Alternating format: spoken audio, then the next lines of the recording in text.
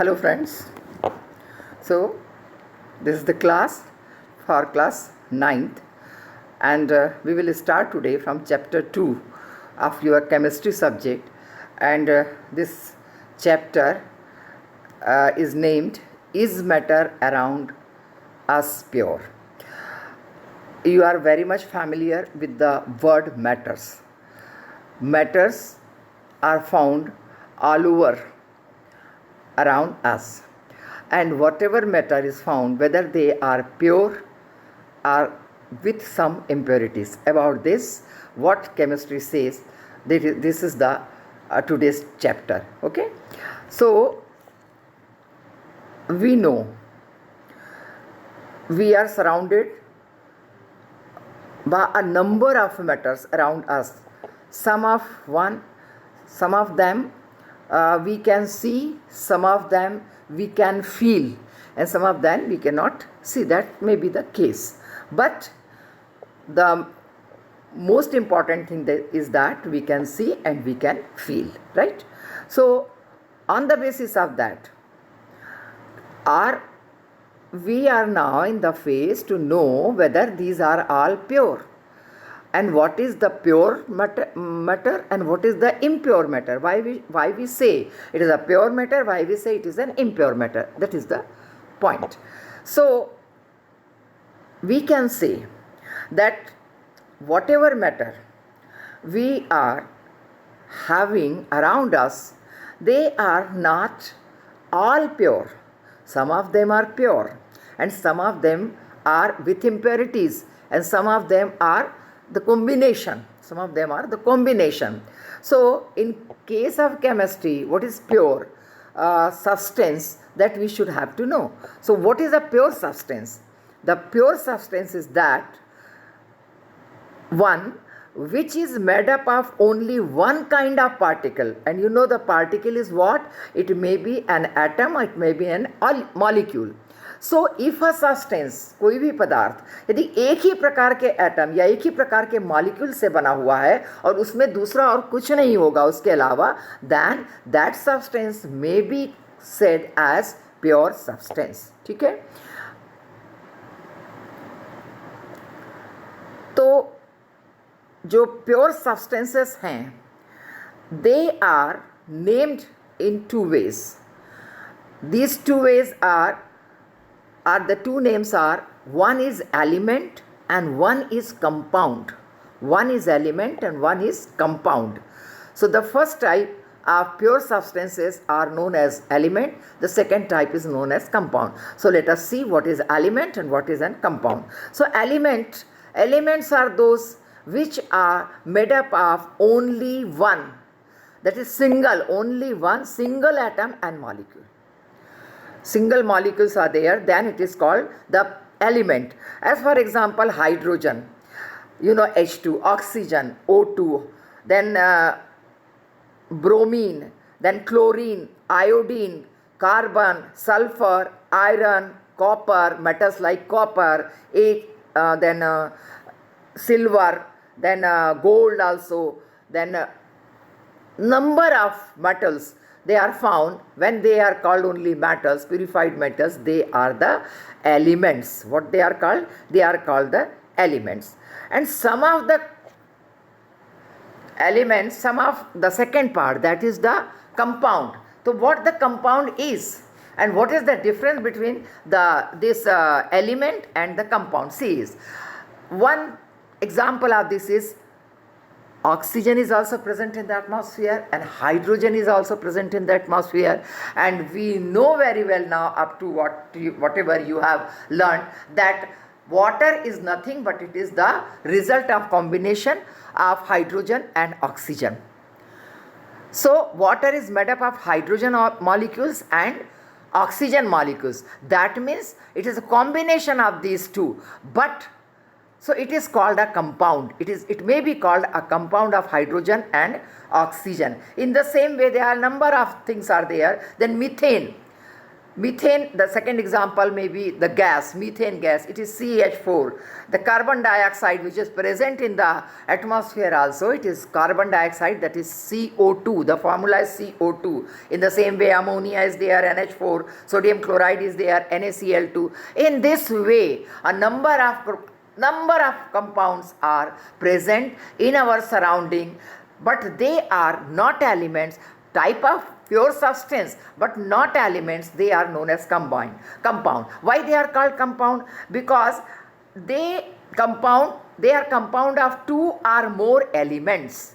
We know hydrogen is an element और oxygen भी एक एलिमेंट है. जब ये दोनों मिलके वाटर का मॉलिक्यूल बनाते हैं तब ये दोनों कंबाइंड होते हैं और कंपाउंड होकर के वन मॉलिक्यूल ऑफ वाटर. तो वाटर के प्रत्येक, why it is called pure substance, क्योंकि वाटर का प्रत्येक मॉलिक्यूल में H2O ही होगा. अमोनिया के प्रत्येक मॉलिक्यूल में, प्रत्येक जो उसका मॉलिक्यूल रहेगा उसमें NH3 ही होगा. सोडियम क्लोराइड NaCl2 ही होगा. इन this way almost all the compounds, they are the combination of two or more. Pure substance are elements, they are combination of two or more. When there is single, it is element. If they are the combination of two or more, then they are compound. Understand? So this is what the element and compound about the pure substance. Now come to the next, that is the impure substance. The next part of the substances which are present, जो हमारे चारों तरफ पाए जाते हैं, वो क्या होते हैं, उनको हम देखें तो उनको impure substance कहते हैं. क्यों कहते हैं impure substance? इसके पहले हम ये देख लें कि pure substance की खासियत क्या होती है. जो एलिमेंट्स हैं या प्योर सब्सटेंस हैं उनकी विशेषताएं, what are the characteristics of this? तो the first characteristic is that a pure substance is homogeneous through out the mass. जैसे मैंने कहा, उसका आप कितना भी संख्या उठा कर लाइए, मास कितना भी ले आइए, उसका कितना भी मात्रा में वह आए, मास यानी मात्रा, कितनी भी मात्रा में उसके लाएंगे, उसके प्रत्येक मॉलिक्यूल, उसके प्रत्येक एटम में एक ही प्रकार का जो होमोजीनस माने एक जैसा ही, थ्रू आउट एक जैसा ही उसमें सब्सटेंस मिलेगा. Therefore, it is the main characteristic of a pure substance. Second one is pure substance. Pure substance cannot be separated into other kinds of matter by any physical process. जैसे water है, water is a pure substance. इसको किसी भी physical, there are two types of physical and chemical. Chemical जो practices होती हैं या processes होती हैं, they are done by some other. और फिज़िकल जो प्रोसेस होती है, फिज़िकल प्रोसेस में क्या हो सकता है, आप उसको चुन कर अलग कर सकते हैं, या आप उसको किसी तरीके से बिछा कर अलग कर सकते हैं, या सुखा कर अलग कर सकते हैं, जिसमें कि हम किसी प्रकार से हीट का उपयोग नहीं करेंगे, जिसमें से हम किसी प्रकार का इलेक्ट्रिसिटी का उपयोग नहीं करेंगे, जिसमें हम किसी प्रकार के लाइट का उपयोग नहीं करेंगे. Sometimes light is also there but air is most possible. तो इस प्रकार से किसी भी एजेंट का उपयोग बिना किए हम उसका इसके सब्सटेंसेस को, इस सब्सटेंस के किसी भी भाग को सेपरेट नहीं कर सकते with any of the physical process. इस तरह के प्योर सब्सटेंस पे अलाउ होगी नहीं, उसके द्वारा उनके मॉलिक्यूल्स को अलग नहीं किया जा सकेगा. Then third is the pure substance has a fixed composition. Fixed composition, always it is fixed. H2O माने H2O, NH3 माने NH3, ये हमेशा फिक्स रहेगा, इसमें किसी प्रकार का बदलाव नहीं किया जा सकता है. And pure substance has fixed melting point and boiling point. इनका मेल्टिंग पॉइंट और बॉइलिंग पॉइंट दोनों जो होता है, इट इज़ फिक्स्ड. हम जानते हैं water starts to boil at 100 degree centigrade, है ना. इस तरह से सबके अपने अपने फिक्स हैं और इसमें किसी प्रकार का परिवर्तन नहीं किया जा सकता. So this is all the qualities are the characteristics of pure substances, that is element of course and of compound also. Now come to the next, that is the impure substances. So impure substances क्या हो सकते हैं? It is on the other hand, impure substances हम इस मतलब एक तरफ ये हैं और दूसरी तरफ इम्प्योर सब्सटेंसेस हैं. इनको एक तरीके से मिक्सचर भी कहा जाता है. The other name of impure substances is mixture, MIXTURE is mixture. तो ये मिक्सचर जो होता है, it is one which contains two or more different kinds of particles, that is atom and molecules. एक इम्प्योर सब्सटेंस में दो या उससे अधिक अनेक प्रकार के डिफरेंट मॉलिक्यूल्स हो सकते हैं. If they are present then it is called a mixture. Understand? So it is impure substance. अब इम्प्योर सब्सटेंस में क्या क्या है देखिए आप. जैसे क्या है कि अपन कहेंगे एक साल्ट का, नमक को आप पानी में घोल दीजिए, ये बन गया. इसको क्या कहेंगे, हम क्या कहते हैं इसको, मिक्सचर, है ना. इसको मिक्सचर क्यों कहेंगे कि इसमें साल्ट भी है और इसमें वाटर भी है. दो प्रकार के एलिमेंट्स इसमें हैं. Salt solution is a mixture. Then milk is also a mixture. Why it is mixture? Because it is the combination of water plus fat plus proteins. ये सब चीज़ इसमें मिली हुई होती है. Naturally it is, and but it is a mixture. In the same way sea water is also mixture. Air is also mixture because it is a combination of a number of gases present in the atmosphere. So air is a mixture. Then soft drinks, then jaggeries, these all are nothing but the mixture. Or rocks, minerals, petroleum, then LPG gas, biogas, and tea, coffee, paint, wood, soil, number of examples are there. So आप इनसे आप pure substance को और mixture को समझने में आप अच्छी तरीके से सक्षम हैं, क्योंकि आप जान सकते हैं कि मिक्सचर कॉम्बिनेशन ऑफ 2 और मोर एलिमेंट्स हैं, और इनके यह अब इस तरीके से बनाया जाता है कि इसमें किसी न किसी दूसरे सब्सटेंस को इन्वॉल्व किया जाता है, जो उदाहरण मैंने आपको बताए उनके द्वारा. अब इनके कैरेक्टरिस्टिक क्या है? What is the difference? We can say what is the difference between the pure substance and the mixture, or the element and the mixture, or the compound element and compound and the mixture. इसके बीच में difference हम पहले हमने देख लिया है कि जो प्योर सब्सटेंस है उनकी क्वालिटीज़ क्या हैं, उनके कैरेक्टरिस्टिक्स क्या हैं. अब हम देखेंगे कि जो इम्प्योर सब्सटेंसेस हैं या मिक्सचर है उसके कैरेक्टरिस्टिक्स क्या हैं. तो a mixture can be separated into other kind of matter by physical process. पहले हमने देखा in case of pure substances physical process से वो अलग नहीं किए जा सकते हैं, लेकिन यहाँ पर फिजिकल प्रोसेस से इनको अलग किया जा सकता है. कैसे अलग किया जा सकता है? जैसे सी वाटर है. सी वाटर को अगर आपने सुखा दिया तो क्या होता है, उसमें से बहुत सारी चीज़ें जो इवोपरेशन के द्वारा उड़ जाती हैं और जो सब्सटेंस है वो बच जाता है. तो what ever things which gone out of that bye evaporation, वो भी कोई ना कोई सब्सटेंस रहे होंगे, वो इधर उधर चले जाते हैं, ऊपर उड़ जाते हैं, या इनका इवोपरेशन हो जाता है, वेपराइजेशन हो जाता है. तो इस तरीके से by the help of physical process they can be separate. Okay, so this is the first quality. Now come to the next. So come to the next characteristics of mixture, and this is a mixture may be homogeneous or heterogeneous. So mixtures, they are of 2 types. One is homogeneous and second is heterogeneous. There are 2 types of mixture. So what is this homogeneous and what is this heterogeneous? First try to understand it. So what is homogeneous mixtures? It is uniform composition. Homogeneous mixture has uniform composition. जैसे है आपने water को sugar को water में घोला, एक glass लिया, उसमें आपने 2 स्पून्स ऑफ शुगर ली और उसमें वाटर डाल करके हमने उसका बनाया. अब वहाँ पर हम देखेंगे कि जो भी शुगर के मॉलिक्यूल्स हैं वो होमोजेनसली पूरा का पूरा, क्योंकि आप जब उसको पीते हैं तो उसका स्वाद अंत तक वैसा ही रहता है. मतलब सारा का सारा जो उसका सब्सटेंस जो खुला है, उसमें शुगर जो उसमें डिज़ोल्व हुई है, उसका एक ही प्रकार का स्वाद होगा. यानी वो सिंपली पूरी तरीके से उसमें डिज़ोल्व होती है, एक जैसी. ऐसा नहीं है कि आधा गिलास आपको बहुत अच्छा लगेगा, अगर आपने ठीक से नहीं बोला तो ज़रूर होता है कि शुगर की जो मॉलिक्यूल्स होते हैं या शुगर के जो कण होते हैं वो नीचे की ओर बैठ जाते हैं, और जब हम पीने लगते हैं और उसको ठीक से अगर आपने घोला नहीं है तो बाद में फिर आपको लगता है, but this is not the way to make. वो गलती से होता है, लेकिन जब हम बनाएंगे तो इट इज़ टोटली होमोजेनस. ठीक है, और ये उसके उदाहरण हो गए. हेट्रोजेनस क्या होता है? ये नॉन यूनिफॉर्म होता है, एक जैसा नहीं होता है. अब नॉन यूनिफॉर्म कैसे होता है?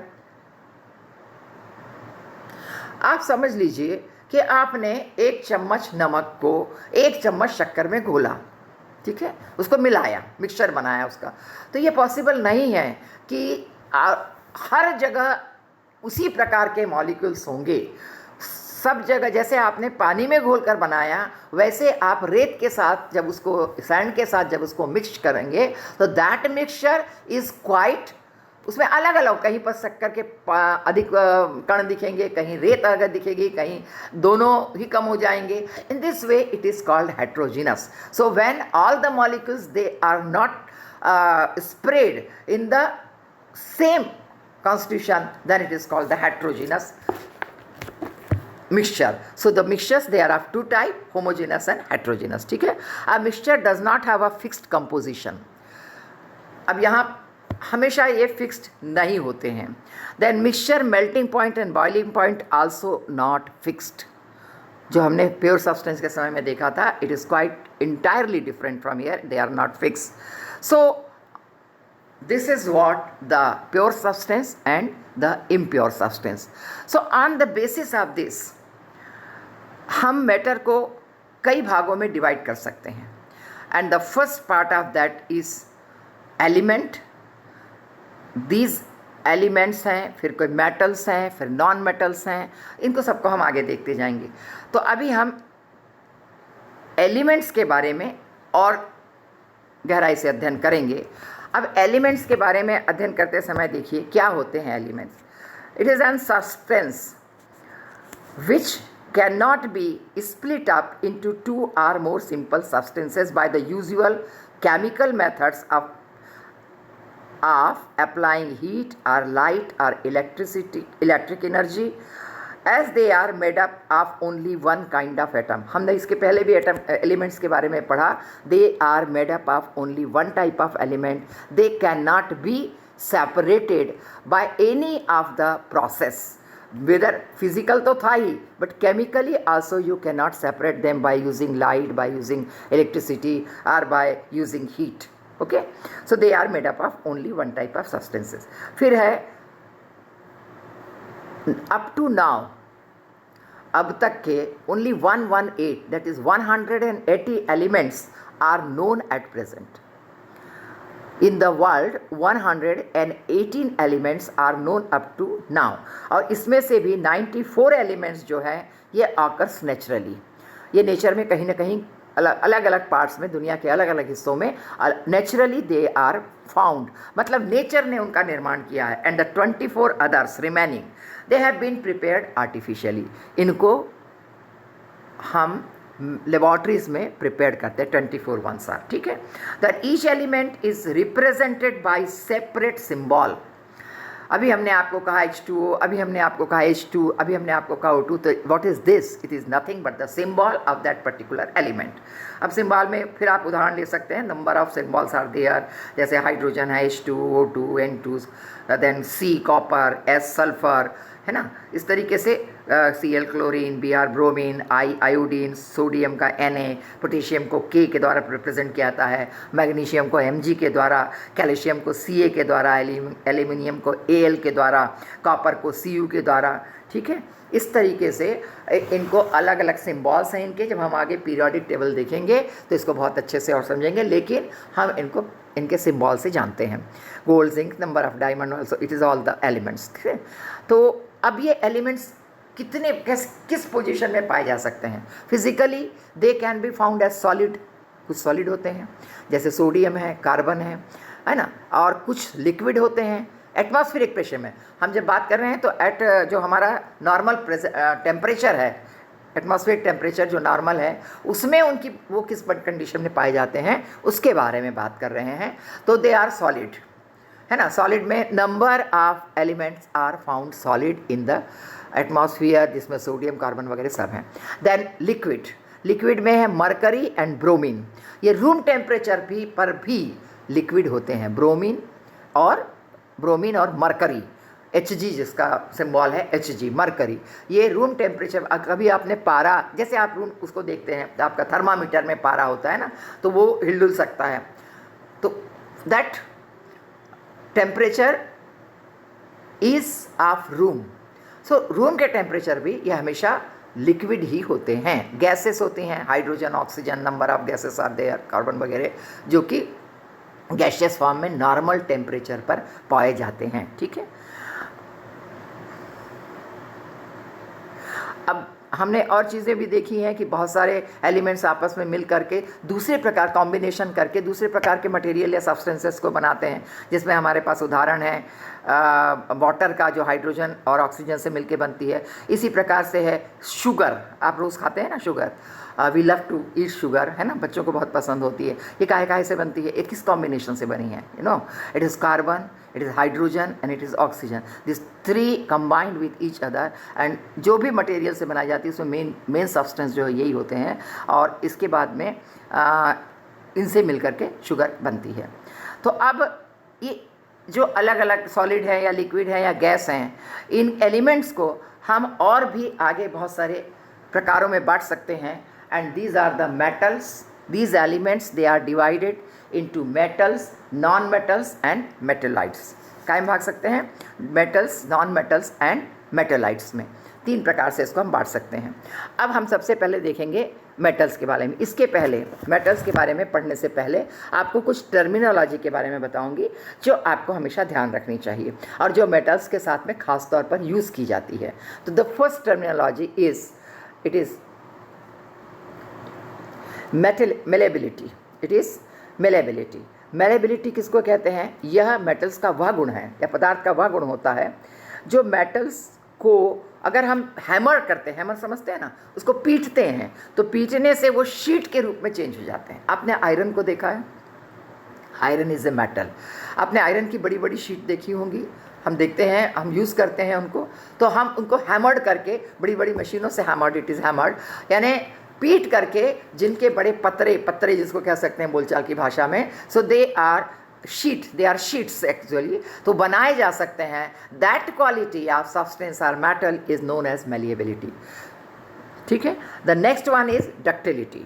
डक्टिलिटी क्या है, which allows the metal to be stretched into wires, thin wires. आपने देखा होगा जब हम घर में इलेक्ट्रिक का वायर लगाते हैं तो अगर उसको थोड़ा सा आप उसके ऊपर में प्लास्टिक कोटिंग होती है, यदि आप उसको काट के देखें तो उसके अंदर बहुत माइन्यूट वायर्स होते हैं, बहुत सारे वायर्स होते हैं।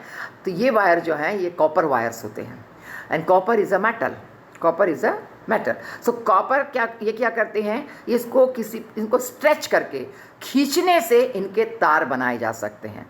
That property of metal is known as ductility. ठीक है। इसके बाद में ब्रिटलनेस। ब्रिटलनेस क्या होता है, कुछ मेटल्स जो होती हैं वो बहुत चमकती हैं, और this property of metal is called brittleness. और ये ब्रिटलनेस लाने के लिए उनके पीसेस को ठोका जाता है, पीटा जाता है। तो चमकीला होना नहीं, it is brittleness. Brittleness is nothing but when it is hammered, it can break down into pieces. किसी भी मेटल को पीटने से, हैमर्ड करने से, अधिक फोर्स लगाने से यदि वो छोटे छोटे टुकड़ों में बढ़ सकता है, it is the brittleness, it is known as brittleness. ठीक है। तो इस गुणों को ध्यान रखेंगे हम, और इसके आधार पर जो भी मेटल हमारे सामने आएगी उनको देखेंगे कि उनका हम कैसे उपयोग कर सकते हैं। जैसे आपको डक्टिलिटी का बताया कि इसमें एल्यूमिनियम के वायर्स बनाए जाते हैं, देन कॉपर के वायर बनाए जाते हैं, और उनका उपयोग बहुत ज़्यादा जो ये मेलिएबिलिटी जो होती है इसमें भी बहुत थिन शीट्स भी बनाई जाती हैं, मोटी शीट्स भी होती हैं और थिन शीट्स भी होती हैं, जिनका उपयोग बहुत से इंडस्ट्रीज़ में बाद में देखेंगे इसमें किया जाता है। ठीक है।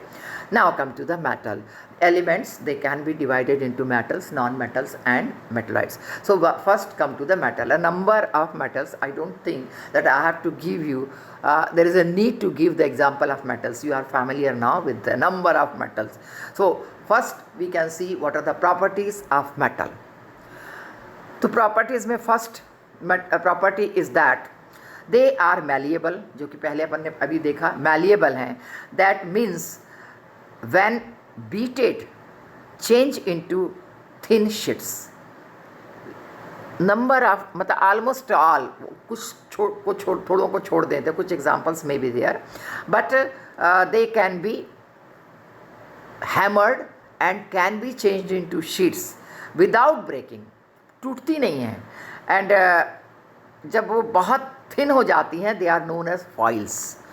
If the sheets are very thin, जैसे मैंने आपको पहले बताया, if the sheets are very thin they are called files. जैसे आप जब अपना डिब्बा लाते हैं, खाने का डिब्बा लेकर के आप जब अपना टिफ़िन लेकर के आते हैं, तो what your mother will do, your mother wrap the parathas etcetera into the aluminium file. देखा है आपने? एल्यूमिनियम फाइल वो काहे की बनी होती है? एल्यूमिनियम मेटल की बनी होती है। They are so thin that can be folded, they can be moulded in any of the way, लेकिन वो टूटती नहीं है। तो ये हो गया। सिल्वर फाइल्स का भी उपयोग, सिल्वर को भी इसी तरीके से पिट के बनाया जाता है, सिल्वर फाइल्स बनाई जाती हैं। मिठाई लेने जाते हो, मिठाई लेने जाते हैं तो मिठाई के जो हम मीठा खरीदते हैं, एनी ऑफ द स्वीट, आपने देखा होगा उस पर एक चमकीली फाइल लगी होती है। आजकल तो उसमें भी सिल्वर फाइल्स नहीं लगाते हैं, बल्कि कई जगह तो एल्यूमिनियम फाइल ही चलने लगी है। That is very dangerous for health. To eat the aluminium file is not the way, is not the right, but use what is the fact? Fact ये है कि उसमें होना चाहिए सिल्वर फाइल। लेकिन अभी आजकल जो स्वीट मेकर्स हैं, they are doing this type of mischief. So always हमेशा इस बारे में कंफर्म हो जाइए कि जो फाइल लगी है ये सिल्वर की है या एल्यूमिनियम की। एल्यूमिनियम की है तो कहो कि इसको निकाल दो, क्योंकि आप घर ले जाके गलती से उसको खाओगे। And that aluminium works in your stomach. This is not good for your health और एनीबडीज हेल्थ। ओके, तो सिल्वर फाइल बनती हैं, एल्यूमिनियम फाइल्स बनती हैं जिससे डेकोरेट करते हैं सीट सिट्टर को। तो एल्यूमिनियम फाइल का भी उपयोग जैसे हमने बताया पैकिंग के लिए होता है, फूड आइटम्स के लिए होता है। ऐसी कॉपर शीट्स, कॉपर को भी पीटा जा सकता है। तो कॉपर शीट्स का आपने जैसे कॉपर का आप देखते हैं लोटा, कॉपर यानी तांबा, इसके लोटे बनते हैं, थालियाँ बनती हैं, प्लेट्स बनती हैं, उसके लिए इनका उपयोग होता है। So these are malleable. Okay, malleability. Then metals are ductile, जो भी हमने देखा मेटल्स आर डक्टाइल। डक्टाइल क्या होगा? उनके वायर बनाए जा सकते हैं, जैसे कॉपर का और एल्यूमिनियम का मैंने आपको बताया, उसका इलेक्ट्रिक वायरिंग में इसका उपयोग होता है। दूसरा next is metals are good conduct of heat and electricity. वो अपने गुड मतलब हीट को एब्जॉर्ब करती हैं, इलेक्ट्रिसिटी को अपने थ्रू पास होने देती हैं। These are the metals. Silver, copper, aluminium are good conductor. इसमें से कुछ गुड कंडक्टर होती हैं जो थ्रू आउट पूरी मात्रा में अलाउ करती हैं, कुछ कम मात्रा में करती हैं, और कुछ बैड कंडक्टर भी हो सकते हैं। The poorest conductor of heat is lead. Lead is a metal, और ये पुअरेस्ट है, ये बहुत कम मात्रा में, बहुत ही कम, नील कहना चाहिए, बहुत ही कम मात्रा में इलेक्ट्रिसिटी को अपने थ्रू पास होने देती हैं। नेक्स्ट है मेटल्स आर लस्ट्रस। लस्ट्रस का मतलब होता है, लस्टर यानी शाइनी। गोल्ड को देखा है ना कैसे चमकता है, सिल्वर देखा है कैसे चमकता है। तो और कैन बी पॉलिश्ड, वो लस्ट्रस भी होती हैं और उन पर पॉलिश भी चढ़ाया जा सकता है। तो आपने देखा होगा चांदी पर सोने का पॉलिश चढ़ जाता है ना। कुछ और भी दूसरी चीज़ें होती हैं, दूसरे मेटल्स होते हैं, उन पर भी इस तरह की परत चढ़ाई जा सकती है, फाइल चढ़ाई जा सकती है। तो silver and gold are said to be highly lustrous. सबसे अधिक कौन सी लस्ट्रस हैं? सिल्वर और गोल्ड, और इसलिए इनका उपयोग ज्वेलरी और डेकोरेशन आइटम्स बताने में किया जाता है। Then metals are generally hard. The hardness varies from metal to metal. They are usually hard. अलग अलग मेटल का हार्डनेस अलग अलग होता है। सोडियम एंड पोटेशियम ये दे आर एक्सेप्शन है, क्योंकि ये सॉफ्ट मेटल कहलाती हैं। सोडियम और पोटेशियम दोनों सॉफ्ट मेटल कहलाती हैं, और इनको आराम से आप चाकू से भी काट सकते हो, इतनी सॉफ्ट ये होती हैं। ठीक है, इसके बाद में come to the next point.